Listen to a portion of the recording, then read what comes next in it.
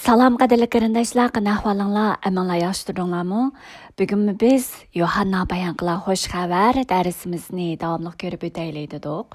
Bugun 5-bob 1-oyatdan 18-oyatga qadar mazmunlarni ko'rib o'tmoqchi. Avval biz mazmunni bir qatim o'qib chiqaylik. Buningdan uzun o'tmay Yahudilarning bir heyti yetib keldi. Shunga Hazrat Isa Yerusalimga bordi. Yerusalimdagi qo'y darvozasining yanida İbrani tilida Beytesda deb ataladigan bir gulchak bo'lib, uning atrofida 5 peshayvon bor edi. Bu peshayvonlar ostida bir to'p qarg'u, tokur va palashlar yetishadi. Ular yetib gulchakning suyining chayqalishini kutatdi. Chunki Xudoning bir farishchisi turib gulchakka tushib suvni chayqaydi ekan. Suvning chayqalishidan keyin gulchakka birinchi bo'lib kirgan kishi har qanday kasaldan xalos bo'ladi ekan. U yerda 38 yil kasal tortgan bir bemor bor edi. Hazrat Isa bu to'kir odamni ko'rdi va uning uzundan beri shu ahvolda ekanligini bilib, uningdan saqayib ketishni xohlamsan deb so'radi. Bemor mundaq javob berdi: Hazratlari, suv chayqalganda meni suvga tushiradigan odamim yo'q. Men tushay deguncha boshqalar mening oldimda tushib oladi. Hazrat Isa uningga: o'rningdan tur, o'rin ko'rpangni yig'ishtiribman dedi. Heliqi odam shu an saqayib, o'rin ko'rpsini yig'ishtirib mengishga boshladi. Bu Yahudilarning dam olish kuni edi. Shunga ba'zi Yahudi oqsoqollari saqaygan odamga: Bugun dam olish kuni tursa, Tavrat qonunimizda dam olish kuni ish qilish ma'ni qilinganligini bilib turib, yana o'rin ko'rpangni ko'tarib yuriysan-ku dedi. Lekin bemor ularga mundaq javob berdi: Meni saqaytgan kishi menga o'rin ko'rpangni yig'ishtiribman degan tursa, sana o'rin ko'rpangni yig'ishtiribman degan zodi kim ekan u deb so'rashdi ular. Biroq saqaygan odam Hazrat Isaning kim ekanligini bilmaydi. U yerda odam ko'p bo'lganlikdan Hazrat Isa o'zini daldiga elib astag'ina ketib qoldi. Bu ishdan keyin Hazrat Isa eliqi odamni markaziy ibodatxonada ko'rib: Kesilingdan saqayding, amdi gunoh sodir qilma. Beshingga texmi cho'ng balo qiza kelib qolmasin dedi. Eliqi odam Yahudi oqsoqollarining qishig'i berib, o'zini saqaytgan Hazrat Isa ekanligini uqtirdi. Hazrat Isa bu ishlarni dam olish kuni qilganligi uchun Yahudi oqsoqollari uningga ziyonkashlik qilishga boshladi. Lekin Hazrat Isa ularga: Xudo otam ta hozirgacha to'xtamasdan ish qilib kelmoqda. Men shunday qilishim kerak dedi. Shunday qilib Yahudi oqsoqollarining uni o'ldirish niyati texmi kuchaydi.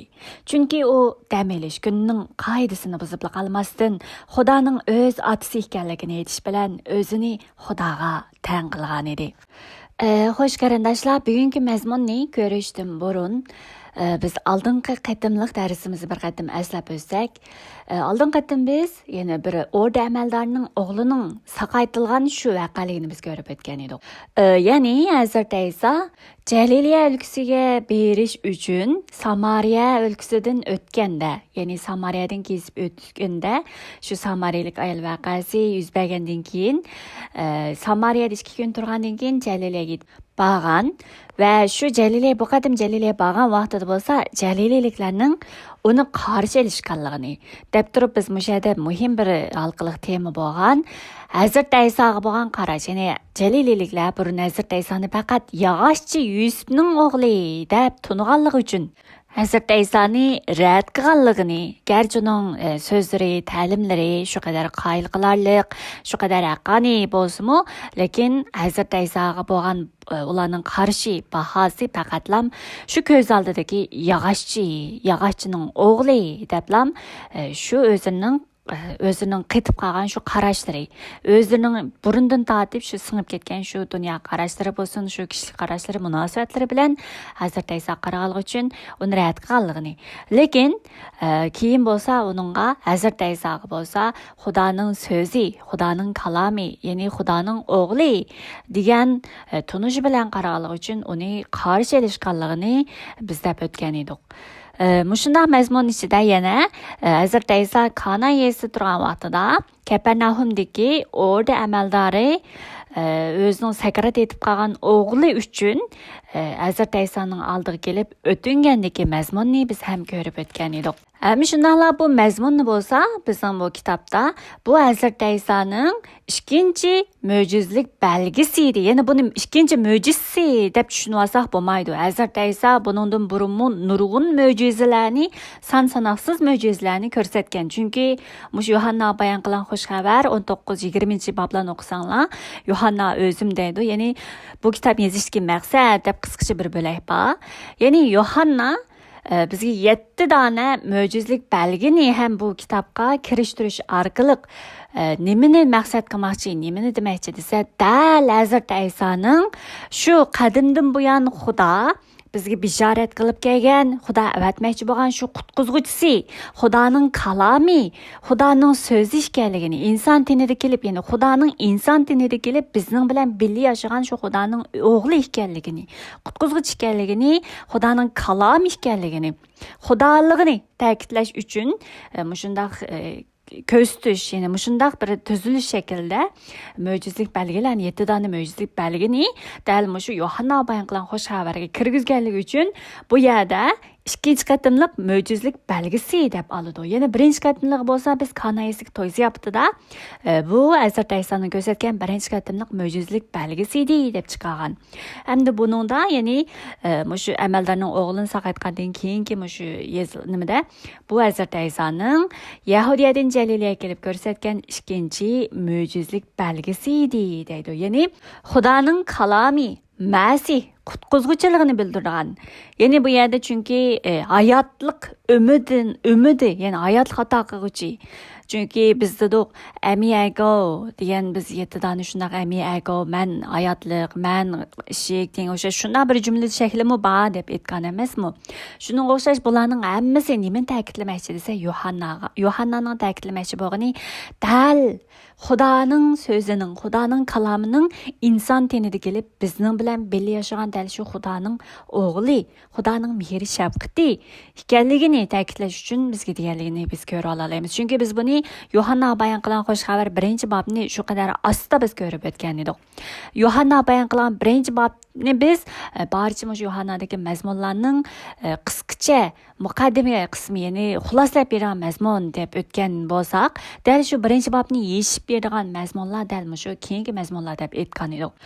Shunga demakchi nima desa, bundaq mo'jizalik belgisi biz Yuhanna bayon qilgan xush xabarda bu Hazrat Isoning ko'rsatgan chunki bizning kitobda mo'jizasi deb olgan emasmi? Shunga buni biz mo'jizasi deb tushunmay, belgisi, ya'ni Hazrat Isoning dal shu kitoblarda bishorat qilingan, kammachi bo'lgan qutqizuvchisi va o'zi Xudo bo'lgan, inson dinida kelib insonlar orasida yashagan shu qutqizuvchi Masihning dal Hazrat Iso ekanligini tunutadigan, ko'rsatib beradigan dal belgisi.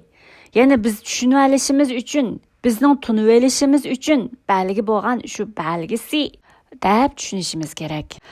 Xo'sh qarindoshlar, undaq bo'lsa, bugungi mazmunga kelsak, bugungi mazmunda yana Hazrat Iso nima dedi? Jaliliya deydi emasmi? Hamda bugungi mazmunda Yahudiylarning bir heytida shu yetib kelganligi uchun Hazrat Isoning qayta Yerusalimga borgandiki, shu Yerusalimda yuz bergan voqelik. Ya'ni qisqacha desak, nada Yerusalimda, qanday vaqtda demilish kunida, o'rin nada Baytasda ko'lchak bo'yida.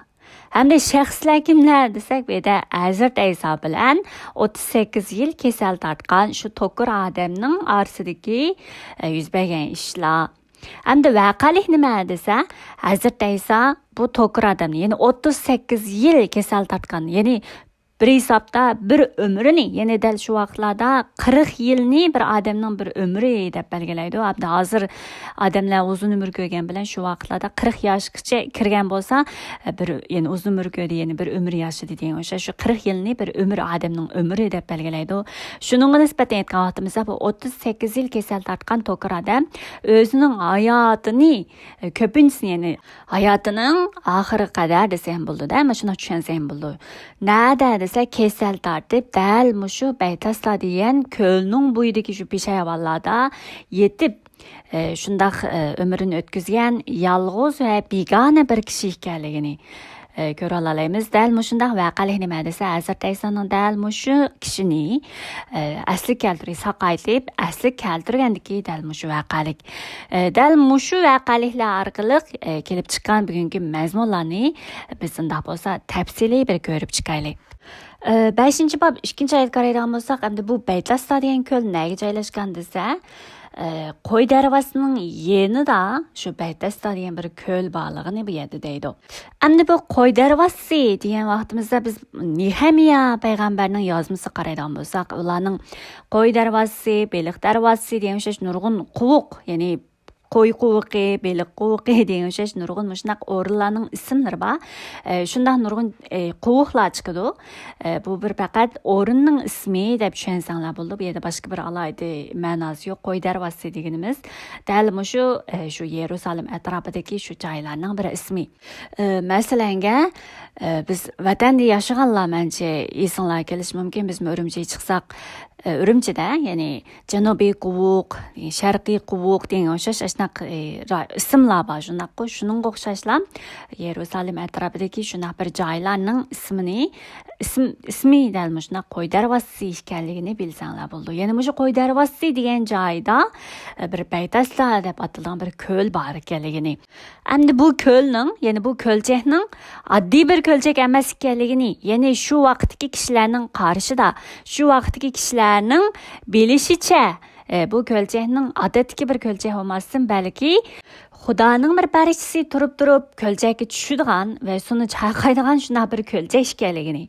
Ham shundaqla dal shu vaqtda, ya'ni Xudoning parishchisi shu ko'lchakka tushib, suni chayqagandan keyin tunji qatim shu ko'lchakka tushib olgan, ya'ni shu ko'lchakning suyiga tushib olgan kishi bo'lsa, o'zining barliq kasallardan shuna saqaydigan shunaqa bir ko'lchak deb shu davr kishilarining orasida shunaq bir ideya, shunaq bir ang, ya'ni bu bir ko'lchakni bir sirliqlashtirib olgan, ya'ni bu bir ko'lchakka bir alayda deb qarab olgan, ya'ni bir Xudoning parishchisi tushadigan bir ko'lchak deb, ham bu ko'lchakka tushganlar bo'lsa, ya'ni tunji qatim tushganlar bo'lsa saqaydi degan, ana shunaq bir ang, ya'ni bir ana shunaq bir xurofotlik tuyg'usi singib ketgan bir ko'lchak, ya'ni bir shunaq bir xurofotlik ideyasi, xurofotlik e'tiqodlari singan, atalgan shunaqa bir ko'lchak ekanligini biz oldi bilan, ya'ni shu mazmunni ko'rishdan burun oldi bilan biz o'qib olsak yaxshi bo'ladigan bir mazmun. Bunda xurofotlik, ya'ni bir asosi yo'q, ya'ni Xudoning so'zidan chiqmagan, lekin kishilar o'zlari Xudoning so'zi, Xudoning qilayotgan ishlari deb atib olgan shunaqa bir uqumlar, shunaqa bir e'tiqod tushanchalari, ya'ni bir to'g'ri bo'lmagan e'tiqod tushanchalardan kelgan bir ideyalarni biz xurofotlik ideyasi deymiz emasmi? Shuningdek qisqasi bu ko'lchak haqidagi mana shundoq xato bo'lgan, ya'ni Xudoning so'zini asos qilmagan, Xudoning qilayotgan ishlarini asos qilmagan, xato bo'lgan, ya'ni Xudoning so'zidan kelmagan, balki insonlar o'zi yaratib olgan, insonlar o'zlari Xudoning so'zi deb singdirib o'tgan shundoq bir ideya. Shundoq bir ideya bilan xurofotlik e'tiqodi singan joy dal shu Baytasda degan ko'l ekanligini biz bu yerda ko'rib o'taylik. Chunki bu voqea dal shu ko'l atrofida yuz bergan, ya'ni bu voqelik yuz bergan 38 yil kasal tortgan shu to'kir odam shu ideya, shu e'tiqod, ya'ni shu xurofotlik e'tiqodi ichida yashayotgan shu odam ideyasi, dal shu odamni Hazrat Ayso ko'rib, uning 38 yil kasal tortganligini bilib, ham uningdan savol so'raydi, ya'ni asling kelishni xohlamsan, ya'ni saqayib ketishni xohlamsan deb Hazrat Ayso savol so'raydi. Ham bu odam bo'lsa, Hazratlari suv chayqalganda meni suvga tushiradigan odamim yo'q, men tushaydigicha boshqalar meni oldimda tushib oldi deb saqayishning, ya'ni bu odamning putining asli kelishining birdan-bir yo'li, birdan-bir umidi dal mushu ko'lchak chayqalganda shu ko'lchakning ichiga tunji qatim tushib olish, shu birdan-bir yo'l ekanligini bu odam tutib turib, ya'ni bu odamning hayotidagi, ya'ni 38 yil shu azob chekkan, ya'ni kasal azobini chekkan bu odamning dal mushu kasalning saqayishining, o'zining putining asli kelishining birdan-bir yo'li, birdan-bir umidi bo'lsa, Dal mushu kölçek ve mushu kölçekке tushib elish, yani tunji bo'lib tushib elishganligini tutib turib, yani mushu xato ideya, xato bo'lgan e'tiqod, xato bo'lgan ishonch. Dal mushu xato ideyaga ishonch bog'lab, shu kölçekda 38 yil saqlagan dal mushu odamning ishonchining dal mushu kölçekka bog'langan, mushuna xato ideyaga bog'langanligini biz mushu javobidan ko'rib olamiz. Davomini ko'rsak va shuning bilan Hazrat Isa uningga o'rnidan tur o'rin ko'rpani yig'ishtirib mang deydi. Shuning bilan ilk odam shu an saqiyib, ya'ni shu an asliga kelib. Bizning kitobda faqat saqiyib deb oldi. Buningda asli tildan ko'rgan vaqtimizda asliga kelib, saqiyib asliga kelib, ya'ni puti asliga kelib degan gapda. Shu an shu odam saqiyib, o'rin ko'rpisini yig'ishtirib, mengishga boshlagan. Ya'ni 38 yil saqiyish umidida, saqiyish shu ishonchi bilan shu kölçekning bo'yida gerçi xato bo'lgan ideya, xato bo'lgan e'tiqod bilan saqiyishni umid qilgan bilan xato e'tiqod, xato ideya ichida saqiyolmay 38 yil, ya'ni bir umrini xato e'tiqod ichida shu joyda o'tkazgan bu kishi, bu to'kir kishi bo'lsa, Rabbning shu so'zi bilan, ya'ni o'rin ko'rpangni yig'ishtirib mang degan shu so'zi bilan shu an saqayganligini biz ko'ra olamiz. Endi bu nima demakchi desa, biz oldingi qatimliq va oldingi soatda biz amaldarning balasi, ya'ni sakarat etgan balasini qayting, o'g'lingiz hayot qoladi degan so'zi bilan tang, ya'ni bu kishining, bu amaldarning o'g'lining saqaygan vaqti dal Hazrat Isoning amaldarga shu gapni degan vaqti ekanligini bu amaldar esiga oldi emas, ya'ni o'g'lingiz hayot qoldi degan vaqt ekanligini esiga olgan emasmi? Shuningga o'xshash Rabbning so'zidagi shu kuch qudrat, Rabbning so'zi bilan yuz bergan shu ishlarni bu yerda asosan deydi-da. Bu yerda nima demoqchi desa, dal biz birinchi bobda ta'kidlagan, ya'ni birinchi Yohanna bayon qilgan birinchi bobda hammadan burun kalom mavjud edi. Ya'ni Xudoning so'zida kalom mavjud edi. U Xudo bilan birga edi. Ham o'zi Xudo edi. U olam yaratilishdan burunla Xudo bilan birga edi. U orqali barliq mavjudotlar yaratildi. Ya'ni shu so'z orqali, kalam orqali barliq mavjudotlar yaratildi. Hech qanday mavjudot uningsiz yaratilgan emas. Hayotning manbasi bo'lib, hayotli insonlar nur elib keldi degan mushu so'zlarning izohati dal, ya'ni insonlar orasidagi, bizning kunlik turmushimiz orasidagi, haqiqiy bizning hayotimizda Xudoning shu so'zining, ya'ni kalamning, barcha mavjudotning kalam orqali yaratilganligining isboti, belgisi dal mushu bizning hayotimiz yuz bergan ishlar, dal shu Isa Masihning, Hazrat Isoning dal shu o'zining Xudo ekanligini, o'zining Xudoning kalam ekanligini, u orqali barliq mavjudot yaratilganligining dal shu belgisi deb turib oldingi soat ko'rib o'tganga o'xshash, bugungi yondimi dal shu Hazrat Isoning so'zi bilan, ya'ni o'rin ko'rpangni yig'ishtirib mang degan so'zi bilan bu kishi asliga kelgan, ya'ni puti to'kurlikdan asliga kelgan. Ya'ni insonlarni yaratquchi, insonning barcha tenidagi, barcha jismoniyatidagi barcha nimani mukammal holatda o'rinlashtirib yaratquchi. Dal shu Xudoning kalomi bo'lgan Hazrat Isoning dal o'zining shu kuch qudrati, ya'ni so'zi bilan dal bu kishining saqaytganligini, ya'ni shu so'zi bilan bu kishining to'kur kishining putini asli keltirganligini, dal shu Xudoning so'zi, kalomi bo'lgan Hazrat Isoning so'zining kuch qudratini hamda bu yerda bizga Hazrat Isoning dal shu barcha mavjudotning yaratquchi ekanligining belgisi ekanligining yana bir mazmun ekanligini biz ham ulab oldingi soatdagi mazmunlar ulab ko'ra olamiz. Chunki biz buningda emas, biz Matta bayon qilgan xush xabar 11-bobga qaraydigan bo'lsak, Yahyo payg'ambar zindondagi vaqtda Iso Masihning qilgan ishlarini anglab, shogirdlarini avatdi emasmi? Ya'ni Xudo bizga avatmoqchi bo'lgan qutqizuvchi sizmi yoki boshqa birisi kelamdi deb so'ragan vaqtida Hazrat Iso o'zining dal shu Xudo avatmoqchi bo'lgan qutqizuvchi ekanligini va buning belgilari, ya'ni Yani bu Xudoning qutquzuvchisi ekanligining isbot sifatida, belgisi sifatida ko'rsatib berganlari nima desa, Hazrat Iso javob berdi emasmi? Sizlar qaytib berib, yaratgan mo'jizalarimni va aytgan ta'limlarimni Yahyoga yetkazib, ko'rlarning ko'zi ochildi, to'qirlar mang'alaydigan bo'ldi, mahov kesli bo'lganlar saqaydi, g'azlar anglayoladigan bo'ldi, hatto o'lganlarmi tirildi va kambag'allar xush xabar yetkazildi deb aytinglar. Menden gumanlanmay manga tarama ishonganlar nimdeyan baxtli deb yetkazib qo'yinglar deydi emasmi?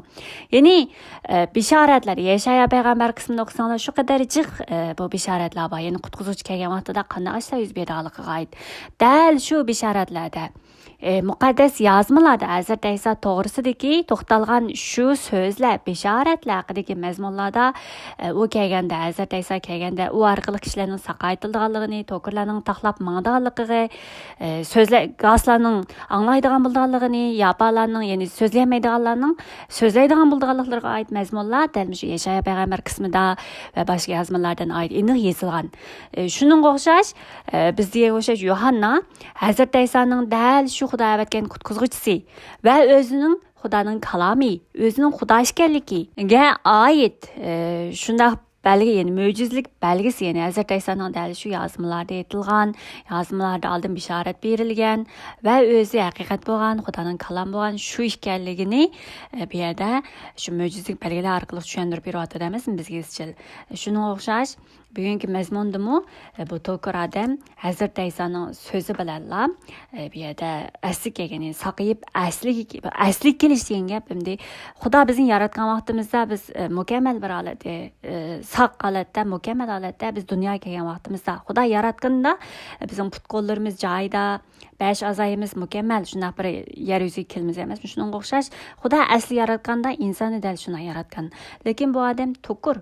Şuna bu yerda saqayib aslinga kelish xohlamsan degan gap shu dal Xudo yaratganligiga o'xshash, dal Xudo insonni yaratgan o'xshash shunday mukammal holatga kelishni xohlamsan.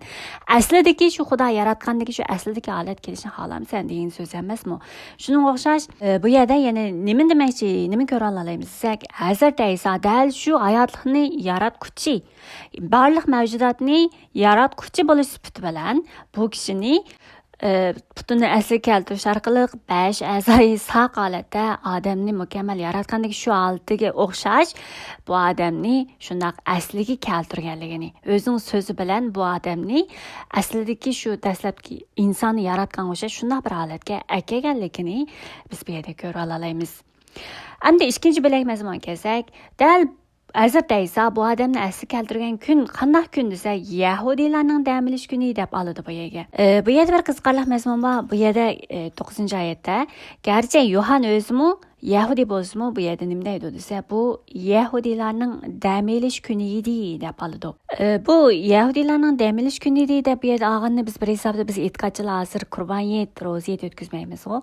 Shunga o'xshash bu Uyg'urlarning qurbon hayit kuni edi deb olganga o'xshash. Hozir bizning bilan bak munosabatsiz, ya'ni biz uni saqlamaymiz, o kunni biz qurbon hayitni musulmonlarga o'xshash shu qadar ulug' bir hayit deb qaramaymiz.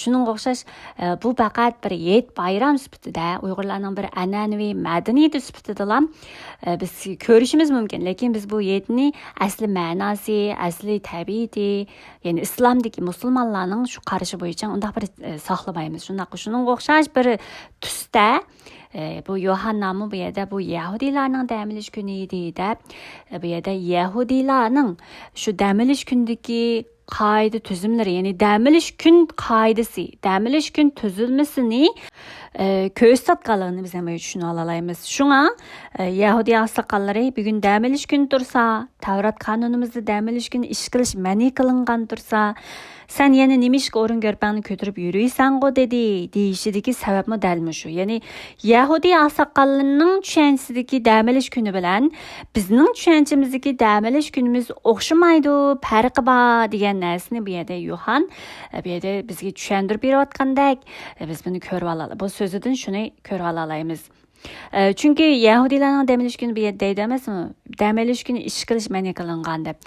Biz muqaddas kitobni ko'radigan bo'lsak, nihoyatda jiq uchraydi bu Yahudi oqsoqollari, masalan, Hazrat Isoning shogirdlari yo'lda ketayotib dam olish kuni, bug'doy boshoqlarini o'zgarib tishlab inqan vaqtida sizning shogirdlaringiz dam olish kuni nimishqa o'rmoriydi deb. Ya'ni bug'doy boshig'ini tutuş, yani üzüşmü ormorgan bilen tang baraber dep turup şu ormoriydi dep turup şuna xalq ayıpligen nurgun işler bağı demeliş günü yüz bergendeki işlarni ayıpligenlikке ait mesallar Yahudi oqsoqollarning köperek. Şunun o'xshash bir yerdimi demeliş günü eşkandaq iş qilmaslik bularning tuzilmasi, qoidasi qilgan Yahudi oqsoqollari asli Xudoning bizga bergan dam olish kundagi shu nimasi bilan qonun farmonlari belgilamalari bilan bu Yahudilarning tuzayotgan hozirgi bu dam olish kundagi tuzilmasi bu qoidasi bular shu kunni tutimiz deb shu kunni saqlaymiz deb bular yana o'z ichida nurg'un qoida usullarni turmushlariga singdirib o'tgan nurg'un qoida usullari bor bularning. Shunday qilib bularniki dam olish kuni garchi saqlasimi bular, lekin Xudo bizga belgilab bergan shu dam olish kunidagi asli mohiyati bilan Xudoning bizga belgilab bergan shu mohiyat şu sözü, şu nuqtai nazari bilan tutmasdan balki shakil ijodiki nurg'un narsalarga qartib olib insonlarni nurg'un shundaq tuzilmaga, qoida tuzilmalarga tushakab qo'ygan mazmunlar ham nihoyat ko'p. Buni biz muqaddas kitob o'qish jarayonida ham tushunib olamiz. Ya'ni balkim sizlar anglaysizlar, hozirmi bular tutudi dam olish kunini Yahudilar dam olish kuni tutgan vaqtida hatto nimaga lift borgu shularga chiqqan vaqtida hatto knopkani besib muncha qavatga chiqaman deb turib, masalan, birinchi qavatdan 5-chi qavatga chiqadigan bo'lsa, hatto o'zlari chiqib, shu liftning knopkasini bosmaydigan shunday darajada bular tutishni qildi ekan emasmi? Shu knopkani besishni ish deb qarab turib, shunga bular dam olish kuni hech qanaqa odam hech qanaqa ish qilmaslik kerak deb turib, shu qadar ching bir tuzilmalari bor ekan. Hamda bu biz yemak-ichmak to'g'risidagi qonunlar bor emasmi? Qonun shariatini o'qisanglar. Ya'ni shada bir nim bor. Bolasının go'shini onasining sutida pishirma degan belgilim bor, o'qib olsanglar. Bular shuni qanaqa ekan desa, biz yeydigan nimalar bor, Peter non chalpak o'xshash Peter nonning ichiga piyoz, masalan, Turkiyada ko'p yeydi.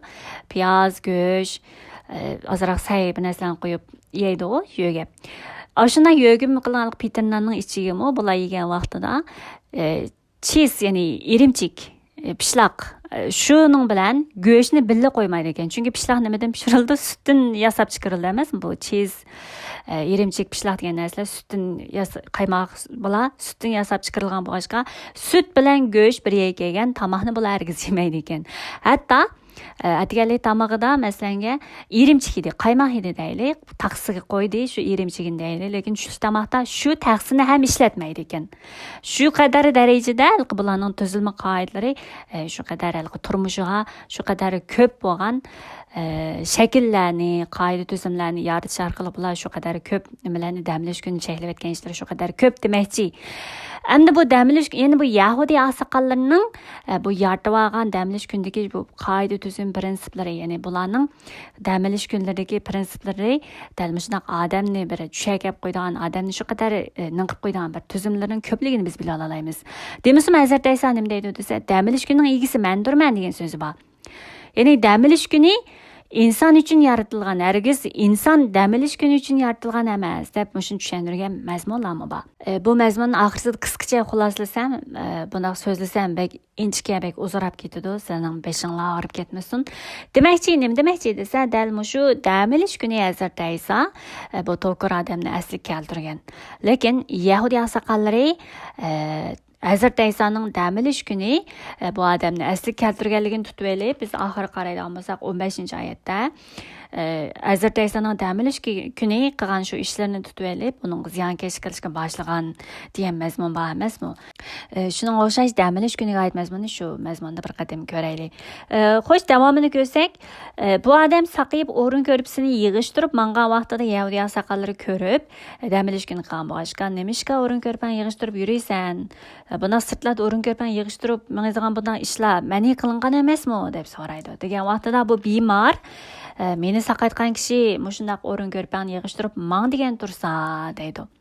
Bu yerda eng muhim bo'lgan bir mazmun kelib chiqadi. Ya'ni bu 38 yil o'zining hayotini shu xato e'tiqod, xato ideya ichida shu yashab o'tgan to'kur kishi, ya'ni 38 yil o'sha hayotini azob ichida, kasal ichida yashab o'tgan shu kishi o'zini saqlayotgan kishining kim ekanligini bilmasligi bu yerda masala hozir.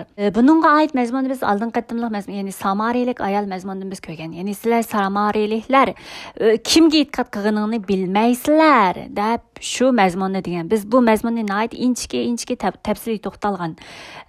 Instagram kirsanglar xat bilan yozib qo'yganlar bor, shu mazmunni anglasanglar bor degan o'xshash. Endi shunga o'xshash bu kishimi o'zini shu 38 yillik asoratdan qutqizgan, shu saqaytgan, o'zini asli keltirgan bu kishining kim ekanligini bilmagan. Ya'ni Yahudiya saqallari san o'rin ko'rpangni yig'ishtirib, "Menga degan zodi kim u?" deb so'ragan vaqtida bu odam bu saqaygan to'kir odam bo'lsa, o'zini saqaytgan Hazrat Aysoning kim ekanligini, bu yerda kim ekanligini degan vaqtida dal qutqizgich ekanligini, Xudoning o'g'li ekanligini, o'zining Xudo ekanligini, ya'ni Hazrat Ayso o'zining Xudo ekanligini bilmaganligini bu yerda aytadi. Şuna bu adam Hazrat Aysoning kim ekanligini tunamagan, ya'ni bilamagan. Endi davomli ko'rsak, bu ishdan keyin, ya'ni bu dam olish kuni yuz bergan shu ishlardan keyin, ya'ni bu Yahudiya saqallari bilan bu so'zlar oxirlashgan. Bu ishlardan keyin Hazrat Ayso bu odamni, ya'ni saqaygan bu odamni markaziy ibodatxonada ko'rib qoldi, yana bir qatim. Ko'rib qolib bu odam yana kelib, "Kesilingdan saqayding, hamda gunoh sodir qilma. Beshingga texmi cho'ng balo qazo kelib qolmasin" deb bu odamni Hazrat Ayso o'zi izlab bordi. Lekin kesildan saqaygan bu odam Hazrat Aysoni izlamasdan, Hazrat Aysoning qishig'i bormasdan, "Elqi o'zini dam olish kun nemishki buna o'rin ko'rpang yig'ishtirib mangsan" deb shuni ayiblagan Yahudiy saqallarining qishig'i berib, Hazrat Aysoning o'zini saqaytganligini, ya'ni o'zini saqaytgan kishining Hazrat Ayso ekanligini uqtirdi. Endi bu kishi, ya'ni markaziy ibodatxona yuz bergan ish emas, bu kundagi ish. Bu kishi demisam 38 yil to'kur bo'lish jarayonida markaziy ibodatxonaga kirolmaydi. Ya'ni Xudoning ibodatxonasiga boramaydi, Xudoning huzuriga kelolmaydi. Chunki bundaq oqsoq-cho'loqlar, kasallar, odamlar Xudoning ibodatxonasiga kirish ma'ni qilingan. Shunga bu odam 38 yillik umidi, hasrati nima desa dal shu ibodatxonaga kirib beqish, Xudoning huzuriga kirib beqish emas, saqayib Xudoning huzuriga kirish, saqayib Xudoning ibodatxonasiga kirish.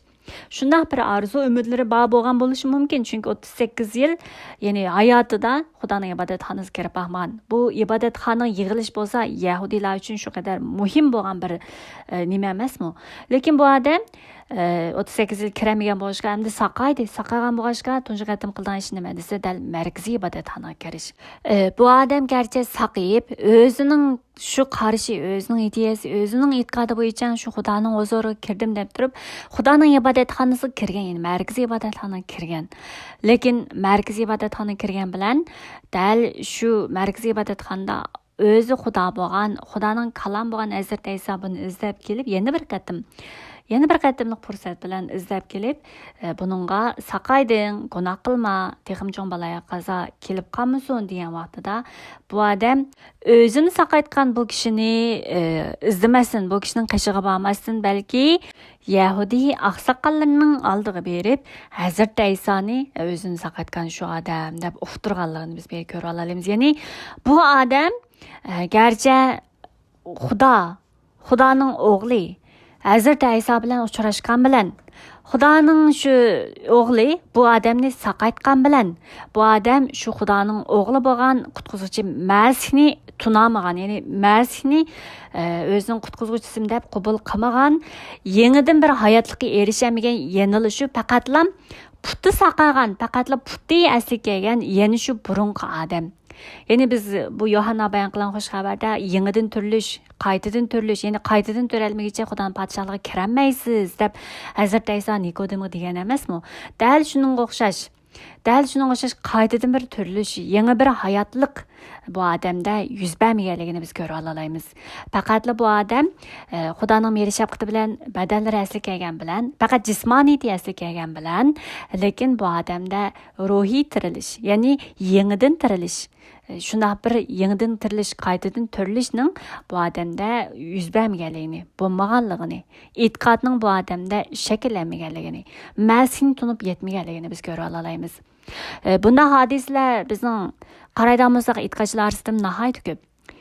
Biz Samarilik ayol vaqasida jiq to'xtalib o'tgan, sizlar garchi Xudoga ibodat qilganinglar bilan kimga ibodat qilganinglarni bilmaysizlar degan o'xshash. Ana shundoq Hazrat Aysoning nomi bilan yig'ilgan bilan Hazrat Aysoning kim ekanligini, o'zining qutquzuvchisi deb niqan bilan o'zining hayotida shundoq bir yangidan tirilish, Xudoning so'zini hayotida tatbiqlash, hayotida yo'g'irish, hayotida mujassamlashtirish shunday ishlarning bo'lmagan nurg'un e'tiqodchilarimiz ham ko'ra olamiz.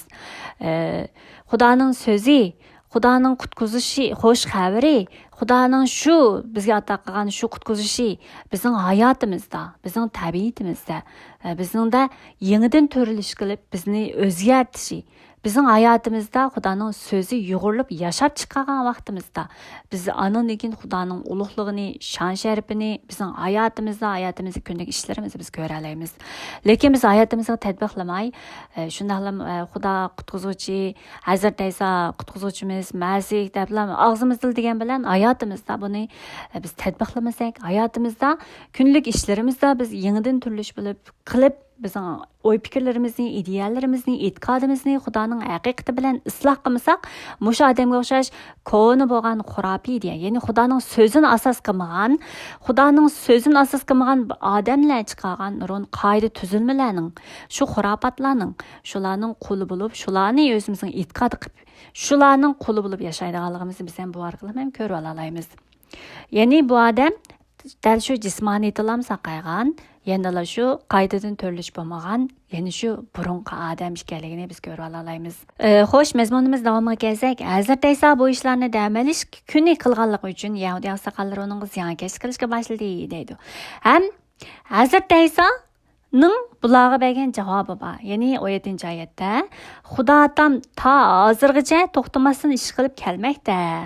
Menmu shunday qilishim kerak deb bu yerda to'xtamasdan ish qilib kelmoqda, menmu shunday qilishim kerak deb bu yerda ish degan alayda bir so'z bu yerda bizga uchraydi. Bu so'zni biz oldingi bob, ya'ni 4-bobdimi ko'rib o'tgan edik bir qatim, ya'ni Samarilik ayolning shu vaqaligida biz 4-bob 34-oyat qaraydigan bo'lsak, mening yemakligim, ya'ni shogirdlar yemaklik qilib ustoz bir narsa yevasingiz shu degan vaqtida Hazrat Ayso mening yemakligim meni avatgan Xudoning irodasini amalga oshirish va uning menga topshirgan ishini tamomlashdir deb, Xudoning menga topshirgan ishini tamomlash mening yemakligim, Xudoning irodasini amalga oshirish mening yemakligim deb bu yerda Xudoning irodasini, Xudoning topshirgan ishini tamomlash deb bu yerda ish degan so'z bu yerda chiqadi. Bu yerda biz ish degan so'zni tafsil ko'rmagan. Bugun mushu mazmun orqali Xudo otam hozirgacha to'xtamasdan ish qilib kelmoqda, men shunday qilishim kerak degan gap. Bu yerda damilish kuni qilgan ishi, Hazrat Aysoning damilish kuni bu to'kir odam saqatish bo'lsin va boshqa muqaddas kitobdagi mushu bo'libmi 4 xush xabar qismini o'qisak, damilish kuni nurg'un ishlar yuz bergan vaqtida Yahudiy oqsoqollarning ayblaganligi ayt mazmunlarni biz bayon deb o'tgan edik emasmi? Ya'ni Hazrat Ayso to'xtamasdan qilayotgan ishlari, mayli damilish kuni bo'lsin, mayli boshqa bo'lsin, mushu hayoti bo'yicha, yer yuzidagi hayoti bo'yicha qilib kelgan barcha ishlarining Xudo to'xtamasdan qilib kelgan shu ish ekanligini va Hazrat Aysomi dal shu ishni, ya'ni Xudo qilib kelgan shu ishni Hazrat Aysomi to'xtamasdan, ya'ni shunday qilish kerak ekanligini. Shunga Hazrat Aysoning qildigan ishi bo'lsa, Xudoning topshirgan ishini tamomlash, dal Xudoning irodasini amalga oshirish Hazrat Aysoning qilmoqchi bo'lgan ishi ekanligini bu yerda deb o'tganligimiz ko'ra olamiz. Bo'lib yana mush Yohanna bayon qilgan xush xabar biz 19-bobga qaraydigan bo'lsak, Hazrat Ayso Kiristga muhlandi emasmi? Kiristga muhlangan vaqtida, ya'ni 19-bob 28-oyatda Hazrat Ayso hamma ishlarining tamomlanganligini bildi deydi. Va 19-bob 30-oyatda Hazrat Ayso o'zim sharobini deydigandan keyin tamom bo'ldi dedi-da 5-ni tuvan tushirib jon berdi dedi. Ya'ni tamom bo'ldi degan gap Hazrat Ayso ishlarini tamomladi deb, ya'ni tamom bo'ldi. Xudoning menga topshirgan ishini tamomladim, Xudoning irodasini amalga oshirdim degan ma'noda tamom bo'ldi deb shuna deb jon berganligini biz bu ko'ra olamiz. Ya'ni bu Yohanna bayon qilgan xush xabarda Hazrat Aysoning qilmoqchi bo'lgan ishi, qildigan ishi ait mazmunni alaydı bizga ko'p yerlarda shunday bizga yo'ritib beradi. Unda bo'lsa Hazrat Isoning tamomlagan ishi nima? Hazrat Isoning yer yuzidagi vaqtida, ya'ni dedamizmi o'zi meni avatgan Xudoning irodasini amalga oshirish, uning menga topshirgan ishini tamomlash mening yemakligim deb Hazrat Iso o'zimi dedi. Va o'zi deydi, Xudo to'xtamasdan ish qilib keldi, men shunday qilishim kerak deb o'zi dedi. Unda bo'lsa Hazrat Isoning qilgan ishi nima? Ham bu yerda dedi, Xudo to'xtamasdan ish qilib keldi dedi. Unda bo'lsa Xudo to'xtamasdan qilib kelgan ishi nima degan savollar bizga paydo bo'lishi mumkin. Bu mazmunlar biroz zid kelishi mumkin, zid bilinishi mumkin. Chunki dam olish kuniga oid mazmunlar va ya'ni dam olish kuni Hazrat Iso qilgan ishlar tufaylidan Yahudiy oqsoqollari ayblab o'sh ko'rib qildi emasmi? Ham bir qarasak Xudo to'xtamasdan ish qilib keldi, men qilishim kerak deydi. Biz qarasak dam olish kuni deganimiz yaratilish, olamning yaratilish ikkinchi bob qarasak dastlabda shu joyda chiqadi emasmi? Ya'ni Xudo hamishini tamomlab aram oldi, bu kunni muqaddas kun qilib baxtli kun qildi degan o'xshash, Xudo aram oldi degan. Lekin bu yerda Xudo to'xtamasdan ish qilib keldi deydi. Ya'ni u yerda Xudo aram olgan edi. Ya'ni to'xtamasdan bugungi mazmunda bo'lsa ish qilib keldi deydi. Biz bu yerda Xudoning to'xtamasdan qilib kelgan ishi bilan bu yerda Xudoning aramligi, ya'ni dam olishi degan o'xshash bu mazmunlarni biz qisqagina bek uzun va cho'nqir kirsak sizlarmi balkim beshinglar og'rib ketishi mumkin. Qisqagina ko'rish uchun biz Ibroniyliklar yozilgan xat 4-bobni ko'rish orqali biz biroz tushunchamizni shakllantira olamiz.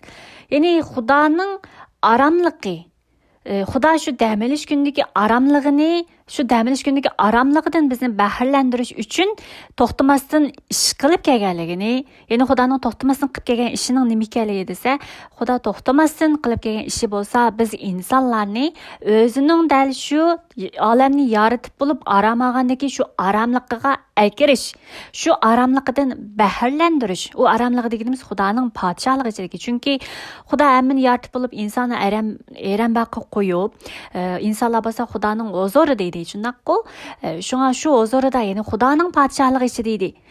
Xudoning oldida Xudoning huzurida yashayotgan edi. Gunoh paydo bo'lishidan burun. Lekin insonlar gunoh tufaylidan Xudoning huzuridan, aramligidan qo'g'lab chiqarilgan edi. Shunga insonlar, ya'ni gunohkormish insonlarni Xudo huzuridan chiqqan, huzuridan, ya'ni aramligidan bahramlanayotganmish insonlarni o'zining aramligiga, o'zining huzuriga, shu podshohligiga qaytarib kelish uchun to'xtamasdan qilib kelgan ishi, ya'ni insonlarni shu gunohdan qutqizish ishi ekanligini biz ham bu orqali tushuna olamiz. Shunga 4-bobda, ya'ni Ibroniyliklar yozilgan 4-bobda Xudoning aramligidan bahramon bo'lish to'g'risidagi va'dasi biz uchun inovatdir. Bu va'daga oid mazmunlarni Pavlos muncha yozgan. Pavlos yozmalarni tafsili o'qisanglar, shuna va'dasiga, Xudoning va'dasiga oid shuna nurg'un so'zlar, nurg'un hukmlarni biz tushuna olamiz. O'qib baxsanglar bo'ldi. Bu yerda ya'ni Ibroniylar yozilgan xatda Xudoning aramligi haqidagi bu xo'sh xabar xuddi cho'llik Isroillar anlatilgandek bizlarga anlatildi. Lekin ularning anglaganlari e'tiqodi bilan yo'g'rilmaganlikdan ularga hech qanday foydasi bo'lmagan edi. Biz e'tiqodchilar bu aramlikdan bahramon bo'la olmaymiz. Lekin ishlanmaganlar bo'lsa, uning aramligidan, ya'ni dunyoni yaratgandagi shu yaratishdagi shu aramligidan bahramon bo'la olmaydi deb mush mazmunlar 4-bob 1-oyatdan 5-oyatgacha bo'lgan mazmunlar ekanligini. Ham bu Ibroniylar yozilgan 4-bob 9-oyatda Xudoning 7-kundagi aramligi Xudoning o'z bandalarini kutyotdi. Xudoning aramligiga kirguvchilar xuddi Xudo dunyoni yaratish ishidan aram olgandek o'zlarining ishlaridan aram oladi. Shunga Xudoga ana shu Isroillardek itoatsizlik qilib yiqilib tushmasligimiz uchun har birimiz bu aramlikdan bahramon bo'lishga tirishaylik degan o'xshash shunday so'zlar bor. Ya'ni qisqasi dal Xudo ana shu aramligidan bizni bahralantirish uchun, shu aramliqqa, huzuriga boshlab kirish uchun biz gunohkorlarni qilayotgan, hozirgacha to'xtamasdan qilayotgan ishi nima desa, qutqizish ishi ekanligini. Shunga Hazrat Isomu izchil qilayotgani dal insonlarni qutqizish. Gunohning asaratidan, o'limning qulliqidan, la'natdan qutqizishning dal Hazrat Isoning qilayotgan ishi. Hazrat Isoning yer yuziga inson tenida kelishdiki maqsadining, irodasining dal shu insonlarni dal shu gunohning asoratidan, o'limning asoratidan, iskanjisidan shulardan qutqizish, bizni gunohkor insonlarni qutqizish ekanligini. Bizning gunohlarimiz badiliga o'zining o'limi bilan, o'zining qinini oqizish bilan bizni poklash ekanligini bu yerda da'vatidi. Buningga oid mazmun bo'lsa, ya'ni Azagiyal payg'ambarning shu 20-bob 12-oyatda buningga oid mazmun bor, ya'ni o'zim ham ular orasidagi bishorat bo'lsin deb mening ularni pok muqaddas qiladigan Parvardigor ekanligimni bilish uchun shabat kunlarim, ya'ni dam olish kunlarimni ularga bag'ishladim deb. Biz bayam dedik emasmi? Biroz ishkilab kirgizsam murakkablashib ketyapti. Ya'ni Xudoning insonlarni pok muqaddas qilib, o'zining aromligiga akirdiganligini bildirgan bishorat sifatida dam olish kunini biz insonlarga berganligini, bu dam olish kuni insonlarni, ya'ni Xudoning huzuriga insonlarni elib keladigan dal shu Xudoning ishi, ya'ni Xudoning insonlarni o'zining huzuriga elib keladiganligining belgisi, bishorat sifatida shu dam olish kuni berganligini. Shunga Hazrat Aysomi dam olish kunining egisi man deydi emasmi? Dal shularning ma'nosi bu yerda ekanligini biz ko'ra olamiz. Qisqasi uzrab ketdi, biz ham qisqa biroz tilga oldik. Bu mazmunlarni biz davomliq, ya'ni shu Yohanna bayon qilgan xush xabar oxirgichalik ko'rgan vaqtimizda bularni biz inchga birdan shu mazmunlarni texim tafsiliy ko'rib o'talaymiz. Shunga bugun mushagichalik to'xtalaylik. Qisqasi Hazrat Ayso deydi, Xudo otam ta hozirgacha ish qilib kelmoqda. Menmi shunday qilish, ya'ni kelmoqda deb davomlashgan hozirgi zamon shaklini davatidi, ya'ni hozirgi zamon bo'layotgan shaklda menmi shunday qilishim kerak deb yerda Hazrat Aysoning qilayotgan ishi bo'lsin, Xudoning qilgan ishi bo'lsin. Ya'ni olam, ya'ni shu gunoh odam atidan boshlab shu izchil Xudoning qilayotgan ishi bo'lsin, qilgan ishi bo'lsin, Hazrat Aysoning qilgan ishi bo'lsin, insonlarni qutqizib, o'zining aromligidan, o'zining podshohligidan bahrilantirish, o'zining huzuriga elib kirish ekanligini biz tushuna olamiz. Shu vahiladim deydi, e'tiqodi bilan, ya'ni Rabbga mansub bo'lib o'lganlar naqadar baxtli, ular ishlarni tugatib arom oldi. Chunki ular o'zining shu amallari, yaxshi amallarining natijasi ular bilan birga bo'ldi deb turib, ya'ni Xudoning podshohligida, Xudoning huzurida Rabbga mansub bo'lib o'lganlar shu Xudoning huzurida bo'ldi, Xudoning podshohligi aromligidan bahra oldi degan gap bormi? Shunga biz hozir Rabb Aysoning nomi bilan qutqizildik, gunohlarimizdan qutqizildik, ya'ni kechirimga erishdik va ana shu e'tiqodimiz bilan Xudoga yiqilisha olamiz, Xudoning oldiga kela olamiz. Xudoning huzurida, shu Xudoning huzuridagi shu aromlikdan, shodlikdan, ya'ni shu mangulik aromligimizning qanday bo'lganligini biz yer yuzidagi hayotimizda Xudo bilan birga shunday yashash jarayonimizda biz ta'min eta olamiz. Ya'ni oldin ola biz ta'minni eta olamiz. Lekin bizning mangulik bo'lgan shu aromlikqa, Xudoning aromligiga kirishimiz bo'lsa, dal Hazrat Ayso qaytib kelganda bizni mukammal bo'lgan shu qutqizishga, mukammal bo'lgan mangulik hayotlikqa erishtirish bilan shu mangulik Xudoning aromligidan bizni bahrilantirganligini biz ham vahiylar bo'lsin, ham shu yangi kitobimizki shu mazmunlar orqali biz buni tushuna olamiz. Bu mazmunlar sal cho'nqur mazmunlar, sizlar hozir tushuna olamizlar, azm qila olamizlar bilmadim. Qisqasi bu mazmunlar, bu hukmlarga oid mazmunlarni biz shu Yohanna bayon qilgan xush xabarda ham darsimizni bo'lgan siri ko'rish orqali ham shu tafsiliy Xudoning so'zidagi mazmunlarni tafsiliy ko'rish orqali bularga bo'lgan hukmimiz, tushunchamiz texmi cho'nqurlab mangalaydi. Shuning uchun men shunga biz davomli bu darsimizni Xudoning so'zini davomli o'qish, davomli ko'rish, davomli tafakkur qilish orqali Xudoning shu so'zlarini biz texmi cho'nqur tushuna olamiz. Va Yohanna bayon qilgan xush xabar keyingi mazmunlarni ham shu mazmunlarni texmi cho'nqurlashtirib bizga tushuntirib bergan mazmunlar. Shunga bu mazmunlarimiz nəhayət dastlabki hukmlar, dastlabki tushunchalar ekanligini va bara tushunchimizning cho'nqurlab mangdağanlığını shuni bilib, asta-asta aldirmasdan bularni o'rganish bilan birga o'zimizning e'tiqodimizni ham dangsalib, o'zimizning e'tiqodimizni ham bir tekshirib, bu o'rganganlarimizni o'zimizning hayotimizda e'tiqodimizni kunlik turmushimiz, harakatlarimiz bilan yo'g'irib, ya'ni e'tiqodimizni kunlik hayotimizni yashab chiqarishni biz o'zimizga o'zlashtirishning naqadar muhimligini ham bu bugungi mazmunlar orqali ham ko'ra olamiz. Ya'ni bugungi mazmunning markaziy ideyasi bo'lgan dal shu 38 yil azob ichida yotgan bu odam garchi saqaygan bo'lsa-mu, hazrat Ayso bu odamni saqaytgan bo'lsa-mu, lekin e'tiqodining, ya'ni buningda yangidan tirilishning e'tiqodining shakllanmaganligini biz ko'ra olamiz. Shunga e'tiqodimizning, ya'ni kimga ishonayotganligimizni, kimga e'tiqod qilayotganligimizni va Xudoning so'zining, ya'ni Xudoning so'zining nima ekanligini, ya'ni biz bayam dedik emasmi, Betsayda shu ko'lchakdagi xurabiy ideyalarning bo'lsa, ya'ni xurofotli ideyaning, ya'ni xato bo'lgan ideyalar nerdan kelib chiqadi desa, Xudoning so'zini asos qilmay turib, Xudoning so'zini tushunmay turib, inson o'zining tushunchasi, o'zining qarashlari bo'yicha Xudoning so'zi deb tushunib olish orqali shakllangan ideyalarni biz ana shundaq Xudoning so'zidan chatnigan, xurofiy va yoki chatnab ketgan ideyalar dedik emasmi?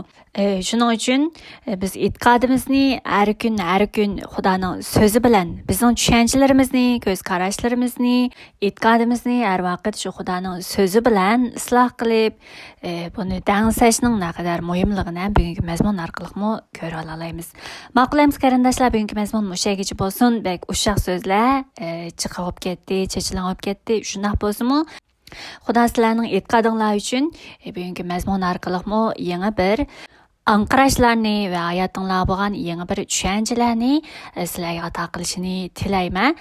Hammanglarga Xudodan kelgan aql, farosat, cho'nqur tushuncha ro'shan qilib yor bo'lsin. Biz ham keyingi sonda ko'rishaylik. Hammanglar omon bo'linglar.